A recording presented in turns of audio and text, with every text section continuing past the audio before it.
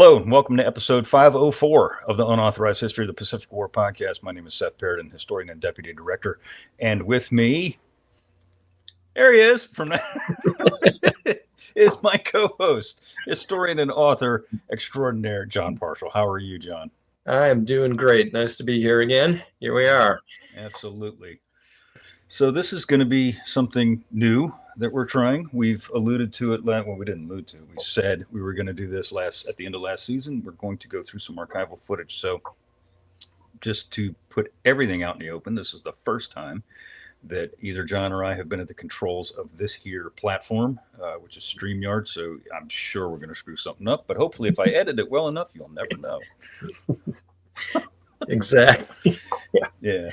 So we got I have, just to give a background of what we're going to go through periodically, or maybe every other week, or we don't know how we're going to do this season, but whenever we want, frankly. I have an enormous amount of archival footage. It's all National Archives archival footage, and we're going to go through it and kind of try and decipher some highlights. Yeah, and decipher some of the stuff that you've probably seen, some of the stuff you've seen hundreds and hundreds of times looking through documentaries over the years. And some of it, I guarantee you've never seen before. Guaranteed. And we'll try and say, this is Jon Parshall at the helm of his SBD, if we can, and sometimes we can't, but we'll do the best we can. And we think it'll be cool. It'll be something fun, something different. And we're going to try and keep these short. So to keep me from blathering on, I guess we should get going. John, do you want to start off with your slide deck? Well, I was going to wait until we actually get into the particular film reel that has that sequence in it. So and maybe that doesn't happen today. I don't know. I just wanted to have it in my back pocket in case we did. So, okay. Well, but you've got some Japanese footage that you kind of wanted to start out with. So why don't we take a look-see through that? So, John, exactly to your point, we've got some Japanese footage, and we're going to give the National Archives call numbers when available, which is 99% of the time. And this one is reel number 242-299, reel 2. Right. And, I'll go ahead and drive, John, and you can tell me when to stop, and we'll go through. So it's basically saying behind the great special attack, there is loyalty. Stirring, So as you were saying, behind the special attack, there's loyalty, because this is about the midget submarine cruise that sailed into Pearl Harbor on the 7th. Right. So to set that up, there were 5 mini-subs in the attack, of course, with 2 crewmen apiece. So that means 10 crewmen. And here are the 9 war gods, as they are venerated by the Japanese. Because, of course, the 10th guy was Ensign Sakamaki, who becomes POW number 1 in the war. And funny, he doesn't get his picture up in lights in this particular highlight reel.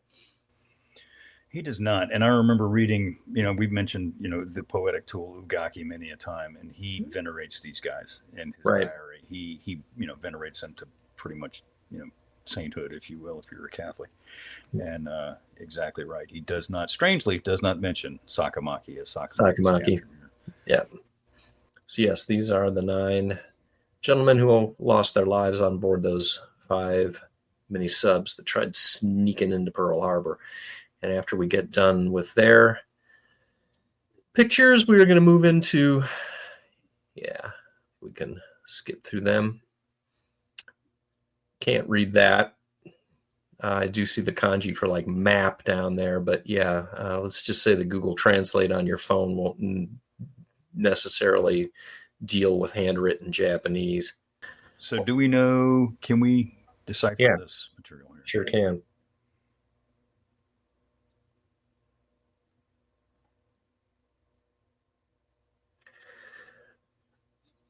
The headline is Toward China, the Hong Kong Strategy. So this is footage from Hong Kong. So here's the invasion convoy moving in, mostly light cruisers and that sort of thing. Which I find interesting is the fact that this really was not a waterborne operation. The Japanese 38th Division had invaded from the Kowloon side of China and had come through the northern defenses, through the gin drinkers line, it was called. And so that the invasion per se really was from the landward side, but obviously the Navy's got to get its part in the propaganda reels here. So here we have some naval troops in the footage. Yeah, I was gonna say these are SNLF guys. These are Special Naval Landing Force, aren't they? Yeah, I think they are. Don't know who these gentlemen are. This guy, the second dude here, this cat. Yeah, he appears in a lot of. I've seen him in several newsreels. I don't know. I don't have any inkling as to who this guy is, but interesting. Apparently, he must have been a head honcho somewhere because he's in a lot of these real footages. Tall, very. So we'll scrub through. Oh, here we go. So we're launching a Jake here to do a little recon. Do we know anything about any of the vessels in this particular task? No. You said they're light cruisers and whatnot. Yeah, no, I'd have to go and actually go out to combined fleet and grind through the troms to figure that out. Yeah, here they are getting in their boats. Now, there was an amphibious landing during this operation because, of course, the British end up retreating to the island that's out in Hong Kong Harbor. But I'd have to go back and again, that landing was carried out mostly by Army troops, and I'm not clear exactly on the role that the SNLF had in that operation. Should be better prepared. So I've seen this 100 times. These guys are under air attack here. Yep. Let's let it play. Twin 5-inch guns. Intriguing. There was a little, flash of a heavier vessel there, but that to me I think that was edited in because that looked like either. We should go back to that. Let's take yeah, go right. Yeah. That's a big boy. Yeah, it is. And there weren't any big boys to be had out there. All of the Japanese heavy combatants at the beginning of the war when this operation is going on, because understand that they hit Hong Kong like on December 8th. So, all of the heavy units. And to me, if I had to lay money on that looks like a battleship, and it looks like I would say it's probably Issei or Hyuga or Fuso or Yamashiro. It's one of those BBs that's got twin turrets in the middle portion of the ship. And yeah, so that puts it in Bat Div 2, and Bat Div 2 is in home waters this entire time. So they did not participate in the invasion of Hong Kong. I think this is all just kind of fabricated. Mm-hmm. Anyway. Both sides did that, believe you me, because there's a of American propaganda footage that, and for that's sure what it is. Stuff that was sent home that doesn't match. Yep. So this is pretty cool. This is a nice enemy shipping here. Yeah. So I'm not exactly sure where that would be on Hong Kong. I'm not familiar enough with. Although, actually, as I think about it, having drawn maps of this, that's sort of in the middle portion of Hong Kong as you're getting down closer to the southern waterfront, but I'm not sure exactly where that is. Of course, the coastline in Hong Kong has changed dramatically. In fact, when I was doing maps for the book, drawing the map for the Battle of Hong Kong, man, the amount of photoshopping I had to do to get rid of the current land that has been filled in since the war is pretty dramatic. Anyway. But yeah, we're seeing docks here. I was going to say, this looks like almost like a dry dock, or it does look like a dry dock. Mm-hmm. Yeah. Anyway, you can see too, very hilly terrain, and that is very much Hong Kong.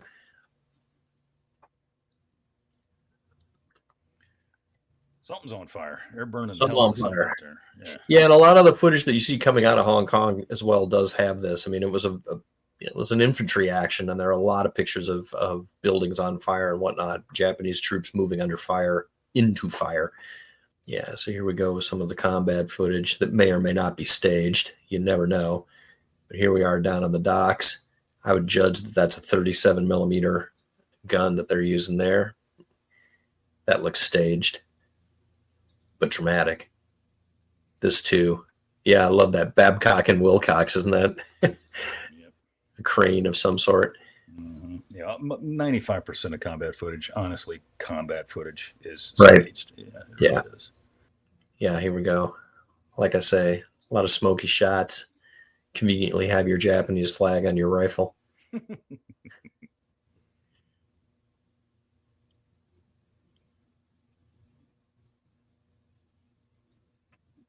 Yeah, oil storage tanks, obviously. So, you know, the overall impression of all this stuff is exactly like any other propaganda reel is going to be, because that's what these are. These are the Japanese versions of Die Deutsche Wochenschau, the German news. Right. Same thing. Right. They're trying to convey the overall power and destruction and everything. Yep. Else, but and rightfully so, because they are a glimpse into time in the 1940s. Yep. I mean, this is these people would have seen. So. This is the heady days of that first initial conquest, and yeah, here are our gentlemen. It's the same group of guys. Yeah. These are obviously Allied white POWs. Anglo-Saxon POWs. Yep. Yeah, the Canadians lost a number of troops in this particular operation. And one of the things I point out in my book manuscript is that Hong Kong was a waste. Defending Hong Kong was a waste. I think that, and this is one of the few areas of contention between me and Rich Frank. His assertion is, well, we had to defend Hong Kong as strongly as we could as a gesture to the nationalist Chinese, because there was a lot of material that was actually being smuggled into the nationalists via Hong Kong and the waters around Hong Kong, so we couldn't just give it up. My pushback to that is there was no way we were going to keep this city.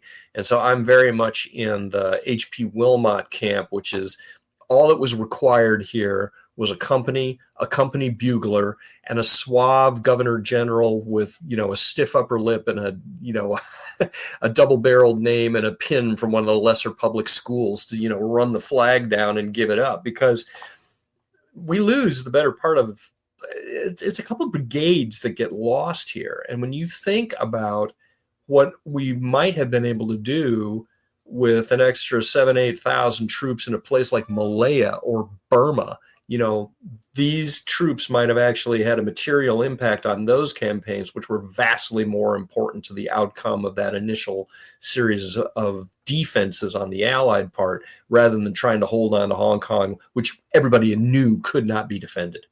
Right. And of course, these guys, they're sitting there with all their gear. Yeah. They're not going to have any of that stuff inside of 24 hours. No, they're not. Yeah. Drink that beer, because that's the last one you're getting for 4 years, my dude. I can't make out what's on HMS. Like motel. Yeah, I was going to say, it almost looks like MOTA, M-O-T-A. Yeah. I can't make that out, though, 100% sure, so I don't want to say anything without being... Well, and I love the fact that, oh, yeah, we're super happy because we're in Japanese captivity. Yeah, that is not going to last real long either. No, not at all. Yeah, he's got a pet monkey there. Yep, which he'll be eating with inside a week. So it's just that's wrong. But it's true. Yeah, there you go. Yeah. All right, let's do this one. Translate this one. Yeah. Enter.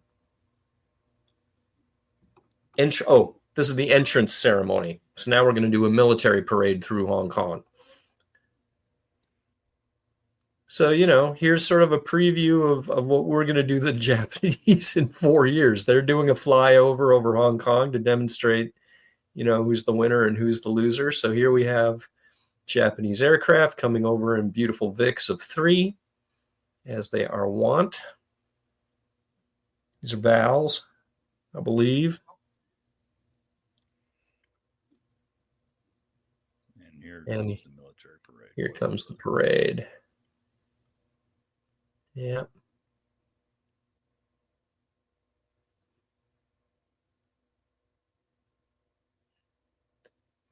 We had some shots of the wounded there on the side too. Interesting. Yep, they're right there. Yep, there they are. So, Again, this is 38th Division is one of their better divisions too. This division is actually, once they get wrapped up here, they're going to end up going down and invading Java.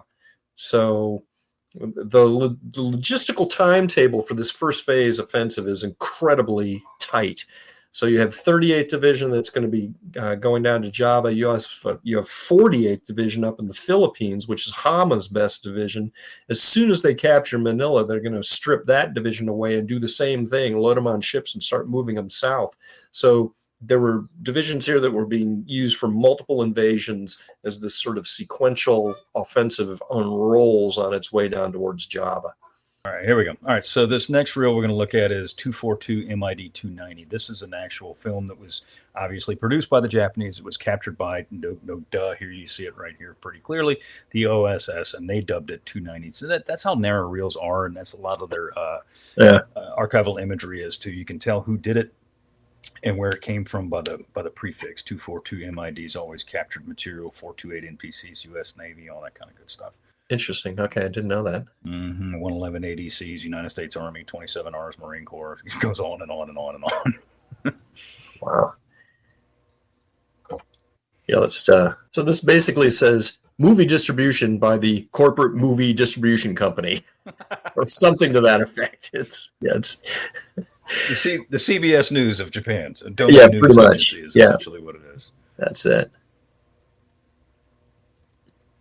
Classic shot. You've seen this in any highlight reel that's got the Japanese Navy in it, has got this shot of Cruiser Division 6. These are the Tago or the Takao vessels doing some sort of high-speed maneuvers and whipping off their 10-gun broadsides. And look at that bow wave too, just like whoo. Look at that muzzle flash. Yeah. I mean, that's just wicked cool. It is cool. Well, the Japanese were famous. Their training exercises were extremely realistic and often done in pitch dark. That's a Nagato class battleship, either Nagato or Mutsu, one of the two. 16-inch guns. Yeah, it's a big girl. Get some of that. Yeah. Same thing, yeah. We're obviously doing battleship exercises here. That's another one of the Nagato class. Yep. Yeah. My guess is that's Mutsu. I would guess that would be Nagato on the lead that was taking that footage. Can't read this, although it's something to do with the Navy. So this says, supervision by the Imperial Navy Headquarters report the Japan Film Company. Famous shot here. We see this destroyer, whatever it was, heeling over at high speed. It's on any number of their propaganda reels. I don't know which destroyer it is. It's a Tokugata, one of their special types, but beyond that, couldn't tell you. Another bit of battleship footage. Here again, Nagato class battleship, probably Mutsu would be my guess. Basically what this is footage of the declaration of war announcement being made at the Navy Ministry. And that is precisely what you see here. Yep. That's what these cats are yammering on about for a good bit. A good bit, yep. And he's not a very eloquent speaker, I have to say. There's a lot of awkward pauses as he's trying to read this stuff. But yes, this is the official announcement. Do we have any idea who this guy is in the middle reading the announcement? I do not. Newspapermen scribbling furiously. So yeah, then there's announcements there of the beginning of the war. Here we have our man Tojo doing his thing as well. There's a beautiful shot right after this taken at the Imperial Palace, right after this. So citizens listening to the announcements. So this particular bridge, I just had the name of it the other day. I have stood in this exact spot. This is where, if you're going to hang out at the Imperial Palace in Tokyo, you come in from a parking lot and go past a statue of the famous samurai Tsunoki Masashige, and then you come up to the Imperial Palace. It's a huge gravel lot. And yes, this is where you get your picture taken if you're going to go to the palace, because this bridge leads over into this sort of defended Moat and Bailey kind of thing. And then there's another bridge, actually, it curves around in the back. You can't see it. So the Imperial motorcade would come in, and you would see the Emperor in his car from right to left going there. And then in the further bridge, he would go from left to right and into the palace proper, which is going to be the next little shot that we see here. So that is where you would end up is in the palace. So yeah, we have civilians out here at the palace praying for victory in this war, and paying their respects to the Emperor. So this here is going to be nothing. It's not going to be unlike any parade that you would see in the United States or Germany. It's young men who've been whipped into a fervor, getting ready to go off to either.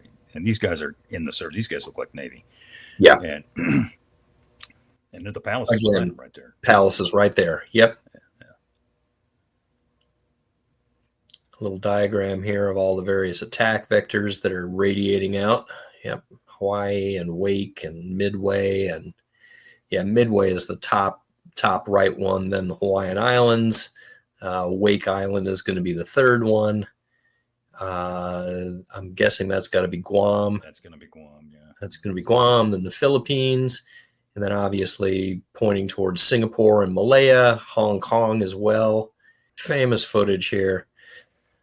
So the kanji read, the Hawaii Sakasen, the Hawaii attack. And so what we have here is footage being taken on board Akagi looking aft.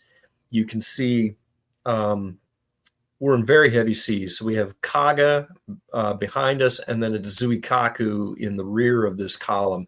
And you're going to see Kaga plunging down into these seas here in just a frame or two. Why don't you just go ahead and play it? She's out of the picture briefly, but then she's going to, so just look at, lurching up and down. Let's hope she lurches down, and then let's freeze it. Okay, so a number of interesting things here. Go back just a smidge.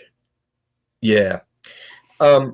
First of all, the Japanese didn't like using deck parks on their aircraft carriers because you're exposing aircraft to salt air and corrosion and that kind of crap. They like to keep them in the hangars if they could. So it's interesting that we're in the transit towards Pearl Harbor, and yet we can see aircraft on the deck. And these are VALs, I believe. What that tells you is that all of these carriers are absolutely beefed up to the max in terms of the size of their air groups. So big, in fact, that they can't even keep all their aircraft below deck. And you can see the same thing on Zuikaku as well, that Zuikaku as well has a deck park. The other kind of interesting thing that's been noted by the Nerdarati for years is this sort of little stand thing here in the back on Kaga. On both Kaga and Akagi, there were these covers that went over the rearmost elevator. And at one time, I believe that when aircraft were light enough, you could actually you could lower this thing, because Kaga and Akagi both have 3 hangar decks in the rearmost section. The third hangar, the lowest one, is used mostly for aircraft storage. But in theory, what you could do is you could lower this sort of, dual level elevator and put 2 planes on it and, bring them up one at a time, and thereby increase your theoretical throughput. That's no longer a doable thing in the day of Pearl Harbor. These planes are much heavier than they had been in the 1920s. What you're seeing here is essentially an anachronism. It's a feature of these old antiquated elevators that these ships were converted with in the late 1920s, and we've still got them here. But it's just kind of interesting to check that out. All right. So now we're going to go over, and I believe this is taken on board Shokaku. So here are her forward anti-aircraft gun mounts, her 5-inch. So we're on the starboard side of the ship, looking forward. We have our gentlemen they've all got their hachimaki headbands around them, for good luck and that sort of thing. And as we look forward, we're going to see 2 more carriers. There we go. Let's go. Yeah, there we are. It's hard to make that out, but you can see the carrier that's next in line has her island on the port side. That's obviously Hiryu, and then the carrier that's going to be in the lead is Soryu, because at this point in time, Carrier Division 2, the flagship, was Soryu and not Hiryu. That's going to be reversed by the time we get to Midway 6 months later. Yamaguchi will have shifted his flag to Hiryu, and there's new evidence that's just come out recently that shows fairly conclusively that her aircraft had been repainted by the time of Midway as well. So anyway, we are now in the port column of carriers: Shokaku, Hiryu, and Soryu, as we're heading towards Pearl Harbor. A shot on the bridge, presumably of Shokaku. I don't know who these gentlemen are. Having a discussion here, very earnest discussion. That's a very young man in the back. It is, and he makes a really interesting sort of gesture here, just kind of a oh yeah kind of thing. Oh yeah, really? There's going to be beans tonight at dinner. I don't know. It's just anyway. But that is a very young man, and yeah, and we'll see here in a minute. You know, we kind of briefly, you and I talked about this before, and that it was very evidently there was a cameraman aboard Shokaku.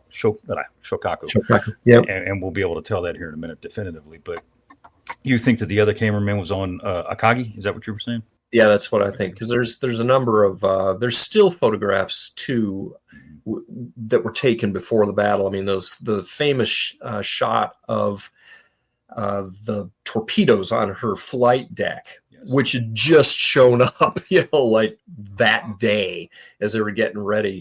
There was a real torpedo shortage. They only managed to barely get these torpedoes on the warships before they sortied for their mission. It was a kind of a near run thing. Anyway, yeah. I wonder what they were talking about, Here we have Kate's on the deck with their wings folded. It's a great shot of just the amount of manpower that it takes to move these aircraft around the deck. And the Kate was a big damn airplane. I mean, yeah, it was a lot of airplane. It really, all torpedo bombers were, but they were exceedingly large. Yep. This is a real famous shot here too. Yep. This is going to be the port side of Shokaku, this guy running by. And if you look at the mast up there, it does match the configuration of a Shokaku class carrier.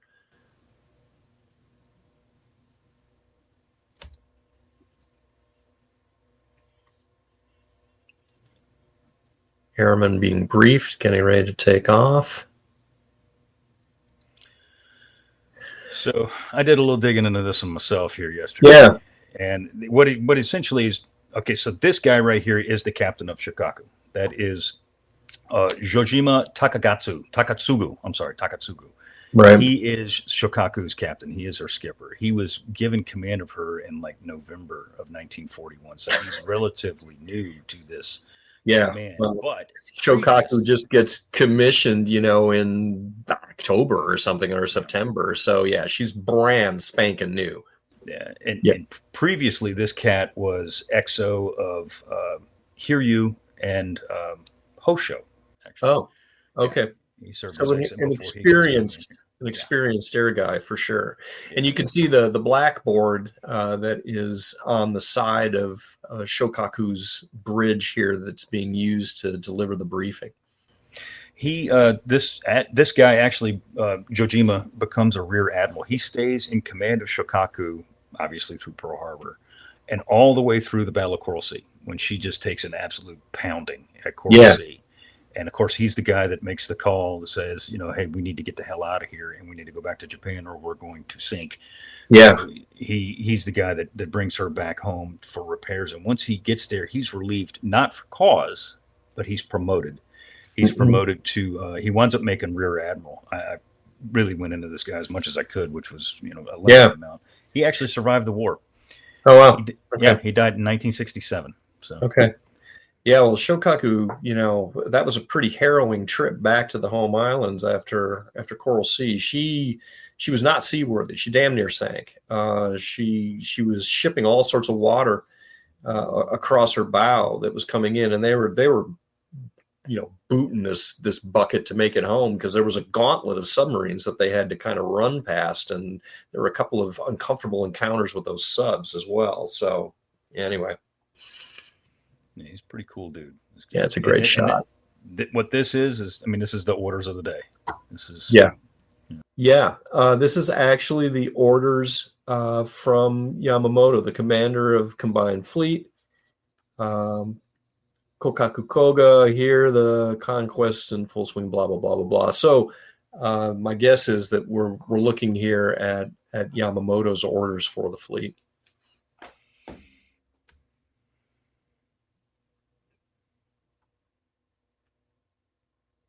Yeah, and how many of those guys are going to make it through the war alive? Not many. Not very many. Yeah.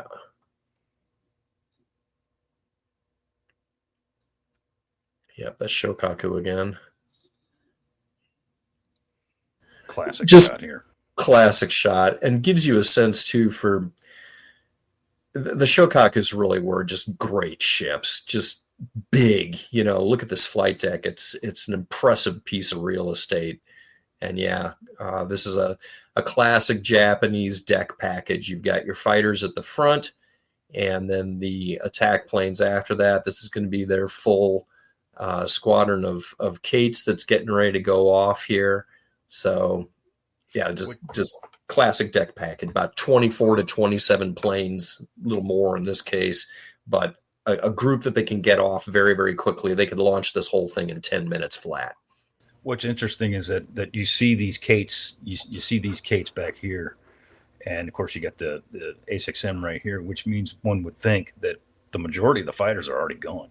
That's kind of they're airborne. Yeah.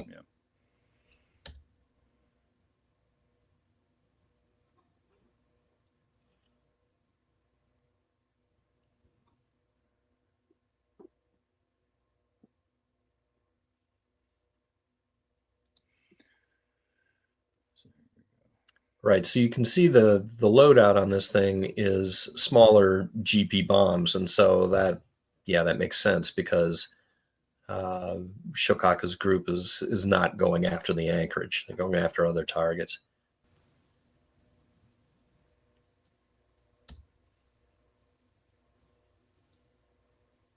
Yeah, we've seen that shot over and over and over again.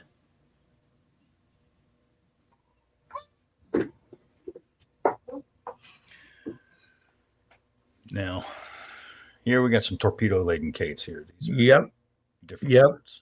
These are, and right there you can see that is one of the heavy. It's a Type 99 bomb, I believe. These are the heavy armor-piercing bombs that are going to be used against Battleship Row. Another one in the back there. So these planes were flying in groups of 5 for attacking Battleship Row. The torpedo planes were in different configuration.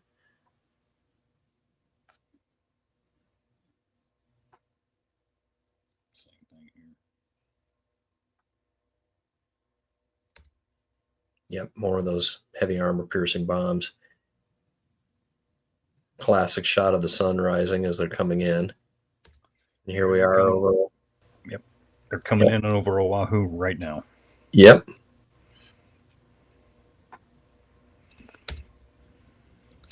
All right. There's the naval anchorage. The next few shots are really, really shaky because for multiple reasons. These guys are flying fast, they're flying low, they're getting shot at, and planes are bouncy things. So some of this footage is very unstable, but you can make out if you go frame by frame. Yeah. So this right here, this is right here. This is one of the hangars on Ford Island. I believe it's hangar number 6 that has caught fire. That it was bombed, obviously, and it's caught fire, and that's what's burning up pretty good right over here. Right.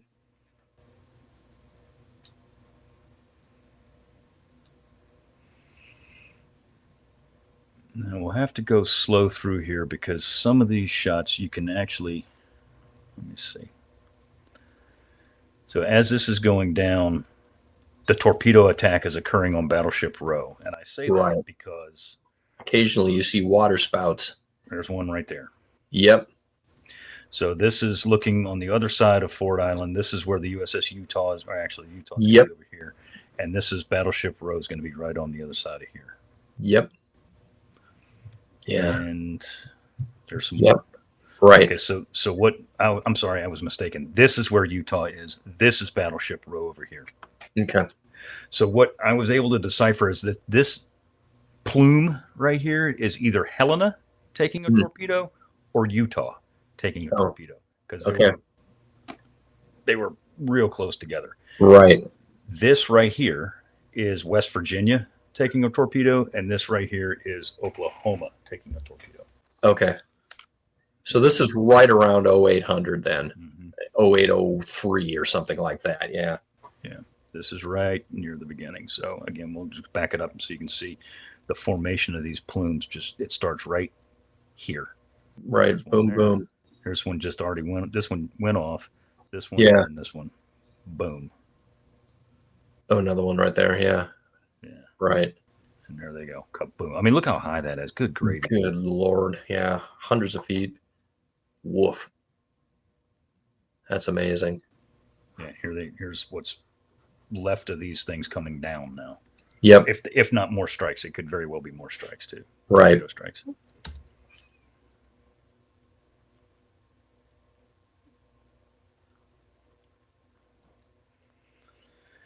So this, again, these guys are circling around Ford Island. Yep. This is that same hangar fire. This is hangar 6 that's on fire. You see like a sport track, like a high school. Yeah, I was going to say we should probably be able to identify that sports track just by what it is, but yeah, pretty good size one too. It's pretty big. Yep. But you can see, you can make it out pretty clear here. Here's the hangars. Yes. You can see the hangars really clear here on Ford Island. That's a great shot. Again. Mm-hmm. More plumes. So the torpedo strikers are coming in here now and just really eating Battleship Row alive. Mm-hmm. These guys have dropped their load. They're done. Yep. They're done. They're out of here. Egressing. Yep. Mm-hmm.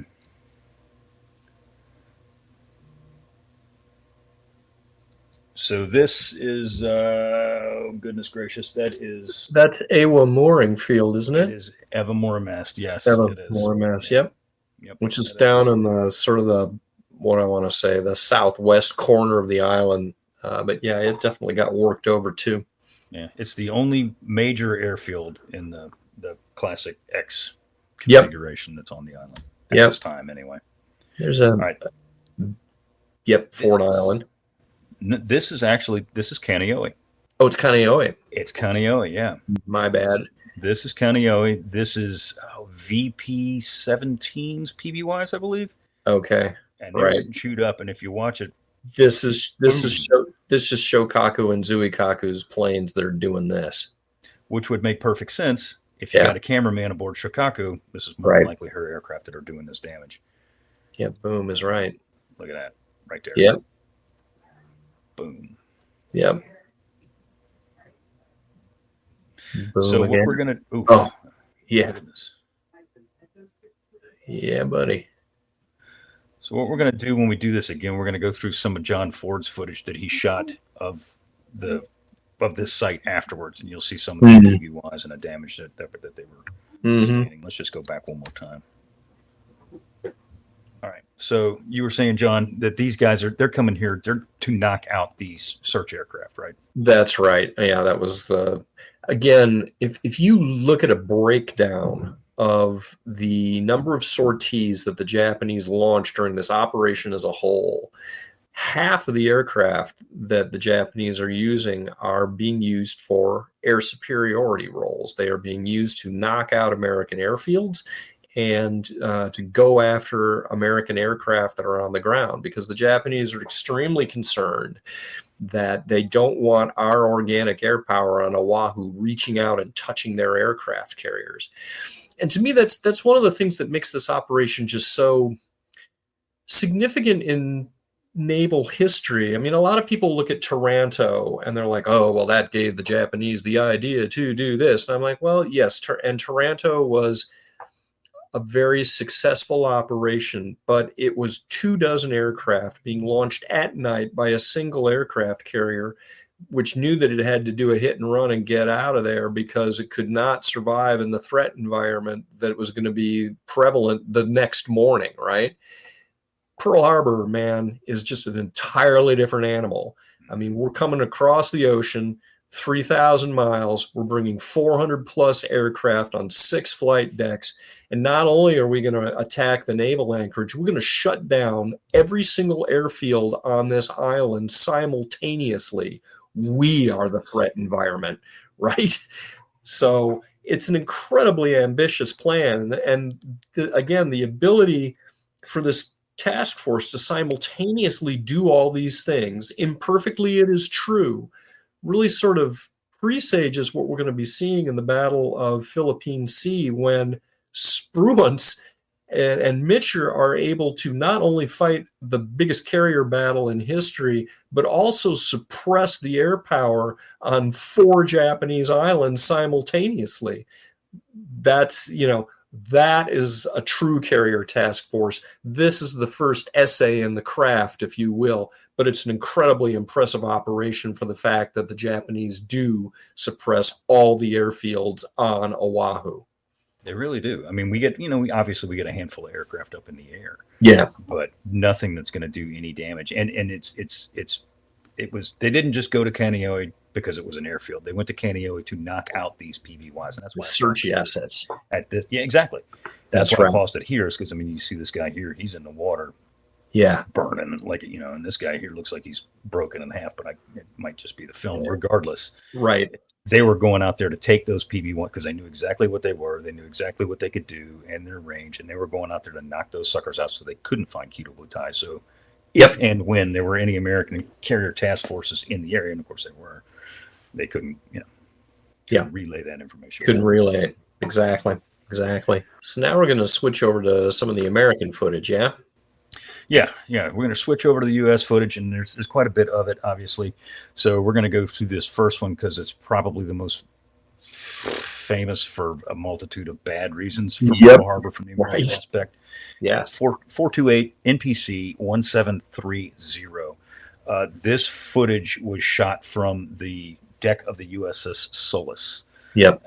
And it was the thing, and John and I were talking about this before we were recording, and it's very confusing and it can be extremely frustrating and misleading too if you're not very, very careful. The way archival footage is in the National Archives is a lot of times it's out of sequence. Like you'll see things at the beginning of a reel where you would think it was shot first when it was shot weeks or even months later. And there's no rhyme or reason as to why that is. It's not like the cameraman just held the same films. Like generally when they shot that film, they sent it off and that was it. It was done. More than likely what happened is that this stuff, once it got back to wherever it went, more than likely Washington, D.C., it was combined. There were several small shots that just piled into one larger reel, so things are out of sequence. You got to be really, really careful and know what you're looking at. Yes, you really do, because you can make a complete ass out of yourself if you're not careful. Right. So this is obviously Pearl Harbor. This is after the attack on Pearl Harbor. And a lot of people say it's right before. No, it ain't. It's after the attack on Pearl Harbor. And why? You're going to see here in just a minute as to why. There's a lot of things going on right here, not the least of which are these cruisers here. These cruisers, if you look, this one right here, these are New Orleans class heavy cruisers, of which there were only 2 in Pearl Harbor on that day, USS San Francisco and USS New Orleans. And there are 3, 1, 2, 3 in this shot right here. Right. And Frisco was in the yard, and this ain't the yard. So this ain't the yard. I don't know which 3 these are. I don't have a clue. But, and then of course, obviously there's a little PT boat right here. Doing its thing. Oops. There we go. And then this is what confuses people with this reel. It says, oh, it's the attack. It's the attack because of what happens right after this. That. Right. That explosion in the water. I don't have any inkling as to what the heck that is. I have no earthly clue. I don't know. Maybe a depth charge that was on the back of the PT boat? It's possible because they could roll him off the back end. Yeah. I don't And know. if we go back and we roll it in real time, Yeah. he's moving pretty good. I mean, look Yeah, at he it. is. He's getting it. Like Right.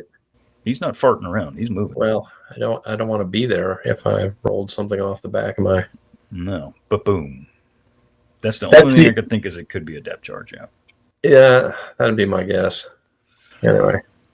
So here we got an SBD coming in here, and again, if you look at and that's another thing. If you look at the narrow call reels on here, the cards, rather, shot cards, it'll tell you that this is Enterprise's aircraft coming into Pearl Harbor on the 7th, and that's most certainly not the case at all. Mm-hmm. Yeah.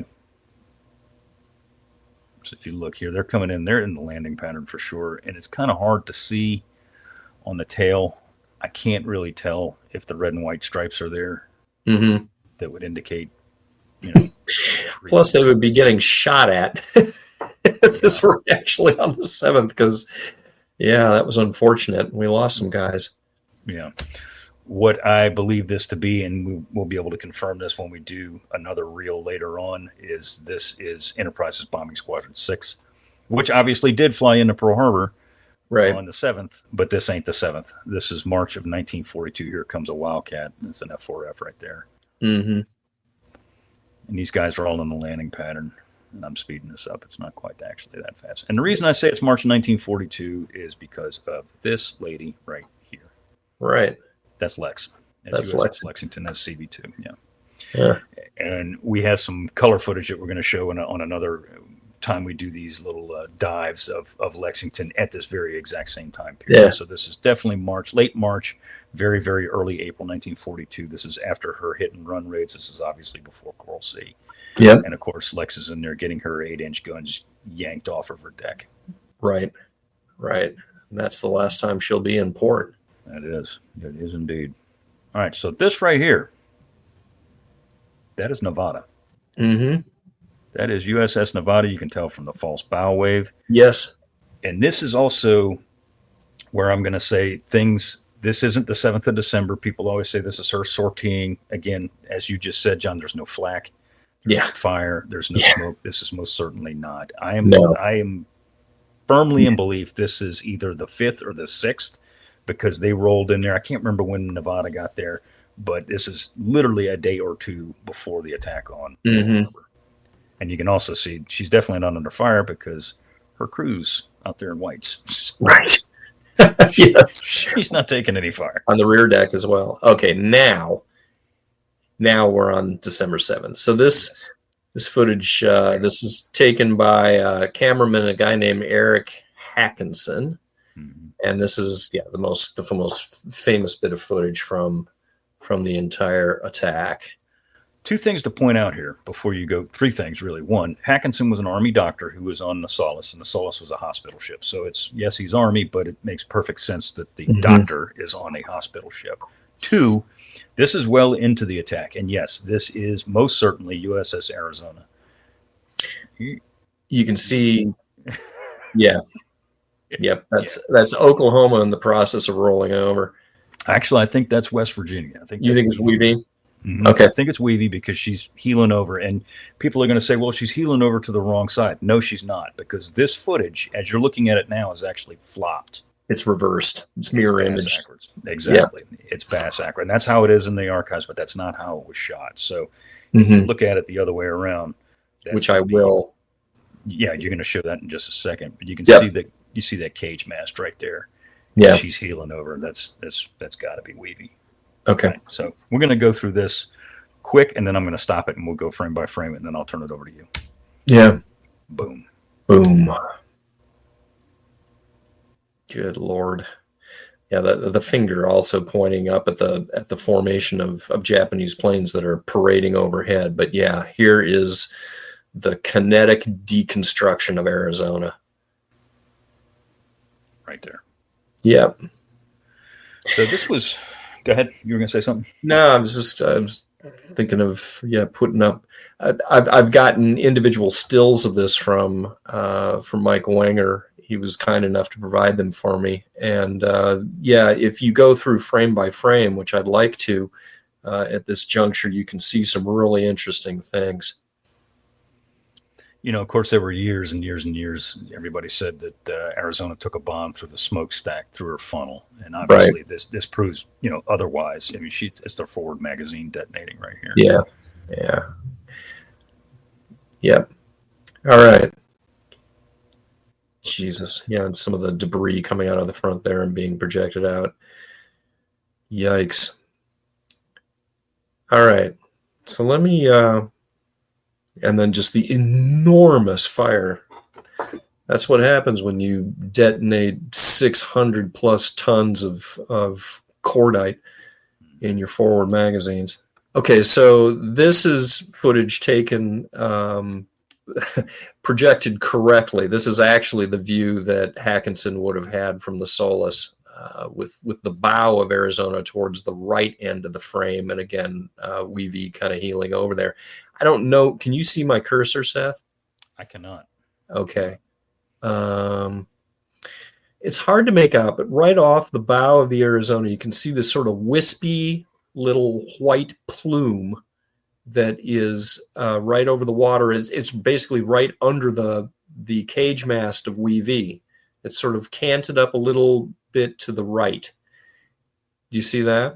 Yeah, we can see it. Okay, so that plume is actually one of these type 99 bombs or type 80, depending, it's type 99 model 80 or whatever the heck it is. It's one of these heavy bombs that has just gone in the drink right at the same time. So this is actually the frame where Arizona is hit. So the bomb has now penetrated right beside turret number 2, and it's going to take a few seconds here for the magazines to cook off. The powder rooms take a while to detonate, but this is the actual moment of impact. So then a little further on, so here's the detonation then of the forward magazines. What's happening here is the blast pressures of the initial detonation were contained by the upper armor deck, but then the port powder room cooks off as well, and now there's no place for this gas to go. And so it is going to end up basically can openering the front armor deck of the ship and venting the blast pressures out to the front and also to the side. This dark object here is just an artifact on the film, but you can see that the detonation is continuing. So now we see the first evidence of smoke coming up from the engineering spaces. So as this blast wave is pushing back into the mid part of the ship, it is taking all of the oil and soot and all of that crap out of the engineering spaces and is venting it directly up the funnel of the ship. But notice too that you can barely see Arizona's forward cage mast and her rangefinder right underneath that, and look at the difference between the previous frame and this frame to how far up, and that frame right there. Her superstructure ends up being shoved up by about 35 feet in the interval between two frames of film here. So think about that. What's happening is that the hull of this ship is being turned into a banana by the explosive forces here. And yeah, the whole superstructure is being shoved up vertically. And also you can kind of see that cage mast, the forward fighting top, is being whipsawed off to port as well. And then here's sort of the final frame in that sequence. And it's very clear that her fighting top is canted over to port. The other thing you can see in this particular frame is you can see the forward edge of the blast wave, right? This brightly colored piece that is, or section of gas that is moving off to the right. And you can see that it makes the sea underneath it glow. There's actually an 8 to 10 foot high tsunami blast wave of water that is coming immediately behind this that's going to wash up on Ford Island as well. But by the time this frame is taken, 2/3 of Arizona's crewmen are dead. They've either been incinerated or turned into flying mints. But, the vast majority of the death that is going to occur on Arizona has already occurred in the space of just these 4 or 5 frames. Again, just the difference in how, good Lord, you think about the explosive power that it takes to shove the superstructure of that ship up 30 to 35 feet. It's absolutely incredible. So yeah, I kind of wanted to show that. Goodness me. Here we are in the mirror imaged version of it again. Yoop. So that's real time. So what you just showed us in the frame by frame, step by step, if you will, that occurs in less than 2 seconds. Right. And the total time from the bomb hit to this detonation is less than 7 seconds. Boom. Yeah. The explosion is so powerful it blows out the fires that were occurring around some of the other battleships. Actually, it's quite the thing. So already, I just noticed this in this footage here. We can go back. Let me just show you. We're going backwards here, obviously. So, like you said, and you can orient yourself. And again, this is how you know that the footage that you're seeing is flop bass backwards, because like I said, right here is West Virginia and here's Tennessee right here. Okay. She's upright, but that's not what I wanted to show you. Already after this, you talk about our superstructure being shoved up 35, 40 feet. Yeah. If you go back, it's already assumed the forward lurch that is so famous in the after effects photos. Yeah, because what ends up happening when she, the forward superstructure is shoved up like that, but what's happened in the forward part of the ship at this point is there's just a flaming void at this point. Right. All of, everything is gone from there, which means that once the blast pressure is gone, there's nothing holding it up, and all the forward decks end up collapsing into that flaming pit and have the effect then of pulling down the forward superstructure along with it. And that's what's going to lead to that forward canted look that is so famous after the attack. Absolutely terrible. So here we go. Here is American return fire. And when we do our Pearl Harbor episodes, or series rather, coming up relatively soon, we're going to talk about the American response to the Japanese attack. But it was pretty quick. It was a lot quicker than people think. We weren't running around in our underwear all morning long. We actually shot back pretty quick. And the Japanese were really astonished by that, just how quickly the Americans were able to start shooting back. And that when they did, man, there is a lot of fire up in the air very, very quickly. All this, again, this is all USS Argonne during the attack. One of those it was one of those 4-Piper light cruisers in the background there, wasn't it? So now Eric Hackinson, the cameraman who filmed Arizona's detonation, who, by the way, just happened to, it was the right thing at the right time. At the right time. Yeah. He has now turned around. He's now facing the opposite way. So Solace was on the eastern side of Ford Island. If you've ever been to Ford Island, or Pearl Harbor rather, the bridge that goes to Ford Island. Mm-hmm. That's where Solace was. She was like right about where that bridge is. Now he's turned to his right, and he's filming towards the area of on the other side of Ford Island, the other side of Pearl Harbor, the northern side. And this ship right here is USS Detroit. Got it. Yeah. And obviously this is American return fire. This footage, unfortunately, there's other versions of this that are clearer, and you can see Japanese planes in here. This version that I have is unfortunately not that clear. You can't really make them out. But there are Japanese aircraft in here. I can believe it. Oh, here we go. So, high altitude bombers, if you look right here. Wow. See them? Yep. Yeah, they're moving. Yeah, right. So it's a Vic. Yeah. Huh. There you go. Right there. Yep. All right. So here we go. We're going to do one more reel on this episode, and I wanted to include this one before we punched out, and this one's pretty neat. It's very difficult to see, I'm not going to lie, but it is worth your time. 428 NPC 21950.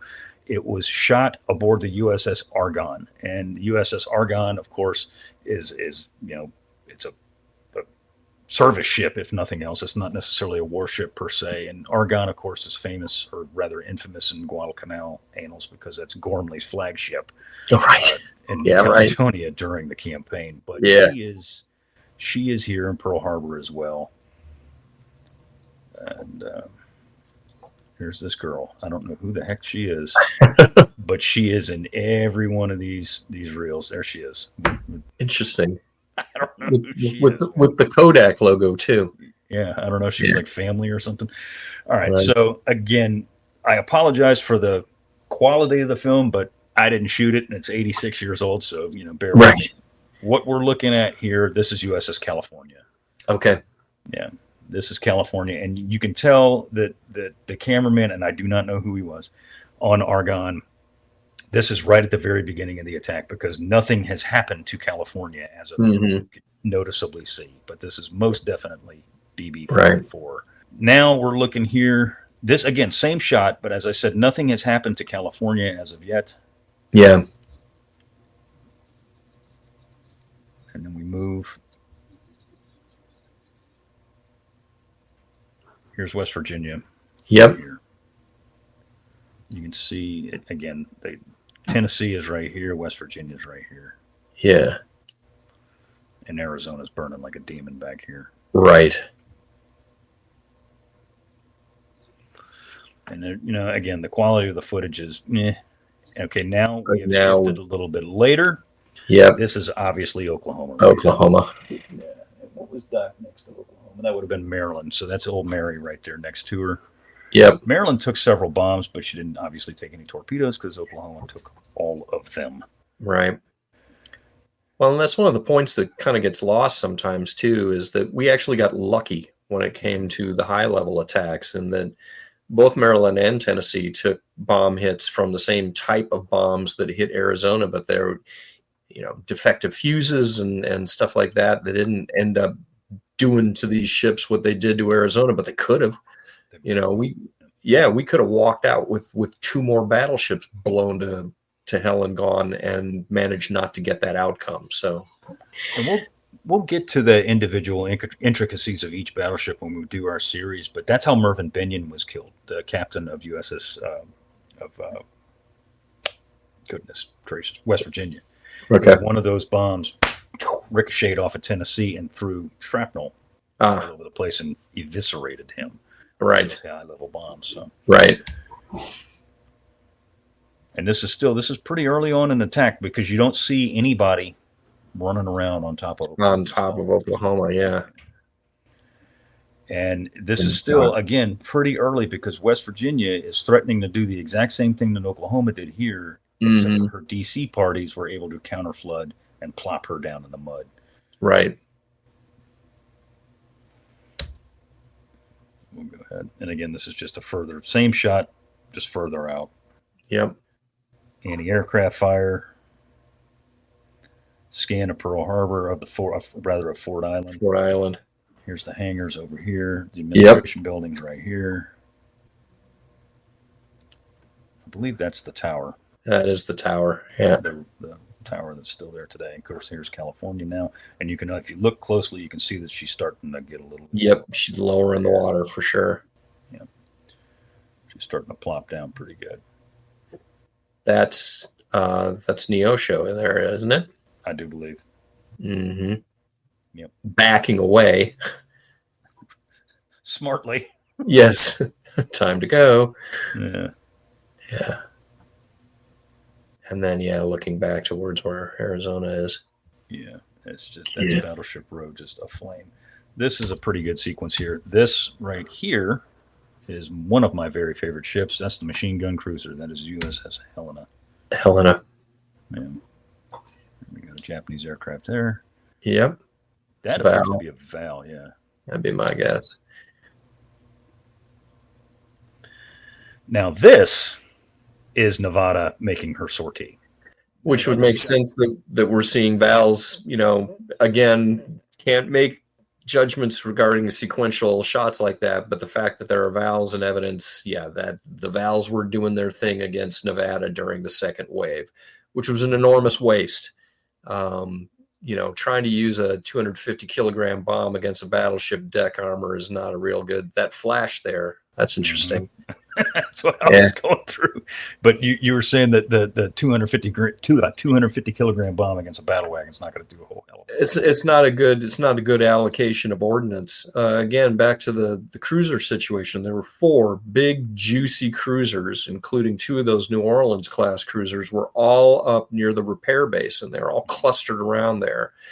And VALs against motionless cruisers, that's a good matchup, and they should have gone after those cruisers, because all 4 of those ships are going to have extremely active careers later on down in the Solomons and in the Guadalcanal campaign. They could have really crimped us there in terms of cruiser firepower, but instead they were wasting their bombs against a heavily armored target like this that was already kind of in a semi-sinking condition in any case because of the torpedo damage that had happened to her previously. So this, to my knowledge, is the only known footage of Nevada making under attack. Yeah, and she is underway. Yeah. And that flash, that right there. Yeah. That is her anti-aircraft battery reaching out to touch the Japanese. Right. Again, to my knowledge, I mean, I know a lot of the AAA that you see in the air, a lot of it did come from the battleships. Yeah. The only known shot of United States Navy battleship opening fire during the Pearl Harbor attack. Boom. Mm-hmm. And that's just cool. So let's do it again, because why not? Boom. Because it's cool. It is cool. Yeah, that is definitely Nevada. You can see her. She's kind of, Daisy, I'm sorry. She's making off into her own smoky area back here. Right. She's kind of disappearing back here. She's somewhere back up in here, but you can't really see her here anymore. This is, I believe that's California again. Mm-hmm. And this is that, I believe that's Oglala, is it not? That's Oglala. Yeah, slowly healing over.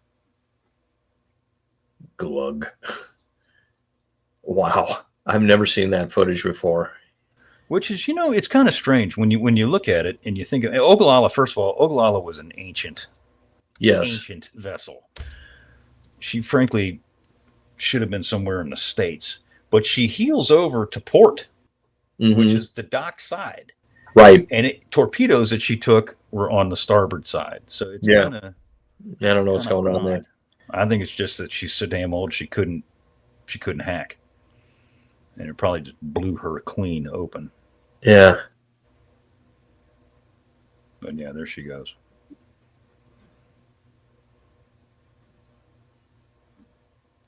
The calmness. I want to point out the calmness of these guys. Nobody's running around with their pants on fire. Right. These dudes are just, they're doing their thing. Oh, look, the ship is sinking. Yeah. So, I mean, Battleship Row just immolated. Yeah. Yeah. When we do the series on Pearl Harbor, we'll talk about this. But I mean, these things burned for days. Yes. Days and days and days. There's no way to put them out. And if you look here. Yeah. So right here. I'd be honest with you, I don't want to make too many calculated guesses, but I'm about 95% sure this is USS St. Louis. That is exactly what I was going to say too. Mm-hmm. Heading towards the exits. Yeah. Shooting. She's firing. Because if you watch, you'll see muzzle flashes. Right there. Boom, boom, boom. Yep. And that's going to be her light AA right here if you watch. Yep. You see him? On her way to a rendezvous with an abortive torpedo attack against her at the entrance of the harbor. So anyway, this is it's difficult to see, but it's incredibly historical. And here's California now. Yeah, she's well down and rear deck awash. Yeah, she's in the mud. Yep. She's another one that was very lucky that she didn't capsize as well. Mm-hmm. because she took all of her heavy damage on the port side, just like West Virginia did. And as you saw in those other frames, West Virginia was, she was healing over. She was ready to go if it hadn't been for a DC party. Same thing on California. Right. And Oklahoma just got ripped open like a tin can so damn fast that nothing can be done. Yeah. And of course, these are casualties being moved in and out. Right. And again, more shots of Battleship Row. Okay. Right here. All right. That's USS Shaw. Shaw. Yeah. Sure. Holy Moses. Yeah, that's a big boom. Yeah. So. And you can tell, too, that the detonation happened. He turned around, wasn't looking directly at it, but heard the sound, turned around, and, got this shot. Yeah. That's amazing. Yeah. So there's a lot of neat, again, the footage is kind of grainy. And of course, this is this is same day, December 7th. And you can tell it's color, barely, but you can tell because you can see the black. You can see a little bit of blues and greens here. Mm-hmm. But it's grainy as hell, but it's frankly, in my opinion, one of the more historic reels. We should be able to identify that destroyer. We could, but I don't know if we could do it right now. We're fans of real-time history, but not right now. Yeah, not at the moment. I don't know if we can. And again, this is Arizona just boiling away back here. Yeah, Jesus. And I get a burn for better part of 4 days or something like that. Easy. Yeah. Okay, this is another interesting little piece right here. Well, I'm going to back it up a little bit. This is again looking right at California because that's where Argonne was right across from California. Mm-hmm. You see splashes in the water if you watch. I almost pointed with my fingers. Watch here. See things in the water. Oh, interesting. I don't know if that's strafers or if that's just shrapnel coming down or what. I don't frankly know. Yeah. But this is still at the height of the attack. Things are still going down. Right. Of course, this is Maryland. And there's Oklahoma. So anyway. Cool. Rather interesting stuff. Yeah. Basically what you see for the rest of this shot is now this is later on in the same day. This is obviously California. She is just kerplunked right down in the mud. And there she'll stay for quite a while. Right. Remove her stern, her after cage mast later. Oh, interesting. Okay. And they stuck it on Ford Island. They used it as a observation platform. It's really cool if you look at some photographs of it later. Yeah, you see California's there. She's refloated, and the forward cage mast is there, but her after one is not there. Well, if you look back on the island, there it is. There it is. Yeah. Always learning. Look at that. Mm-hmm. And then all these launches, motoring all around. Yeah, going to pulling people in the water, pulling people out of the water, pulling bodies out of the water. Good Lord. Yeah, just an absolute horror show. Yeah. And again, this is all same day. So again, we moved fast, and mm-hmm. You've already got rescue and salvage operations going on aboard California, mm-hmm. before the day is over. Yeah. And you can see her fires are out already.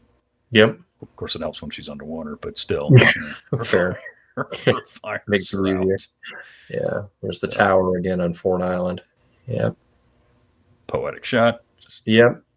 So anyway, all right. Well, cool. Hard day at the office. Yeah, indeed. I don't know. I think, John, for our first time doing this sort of thing. Yeah, that was fun. Stops and starts, but I think the more we do it, the better at it we'll become. Yep. And it's one of those things that, like, you've seen this footage for years and years and years and years and years and years and years, and it's very difficult if you don't know. And I mean, I've been looking at this footage, and I know you have too, dissecting it for years. Mm-hmm. And it takes a while to be able to figure that stuff out. But once you do, it helps bring everything into a very, very narrow lens, and you can see a lot more of the event. So looking forward to it, doing more. So next time we do this, we'll do the American newsreel of Pearl Harbor, which all the classic shots of after the attack and some during the attack are shown, and we'll go through all that, and we'll pinpoint that. And then two, like I was alluding to earlier, and John, we talked about the John Ford footage, of course, famous Hollywood director. He shot all kinds of stuff in late February, early March, and early April '42, and it's just awesome. So we'll get to that, and it's absolutely beautiful. So, all right. Well, anything else you want to bring to this discussion? No, sir. Cool. Well, I tell you what, let's go ahead and wrap this first Yep. venture into archival footage dissection. And with that, we want to thank you very much for listening and or watching to the Unauthorized History of the Pacific War podcast. Please give us a rating and review. We do appreciate it.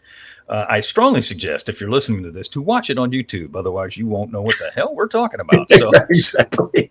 so please do check us out on YouTube, especially for these episodes, if none other ones.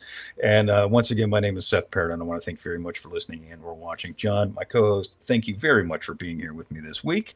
Absolutely. And All we will right. see you again next week.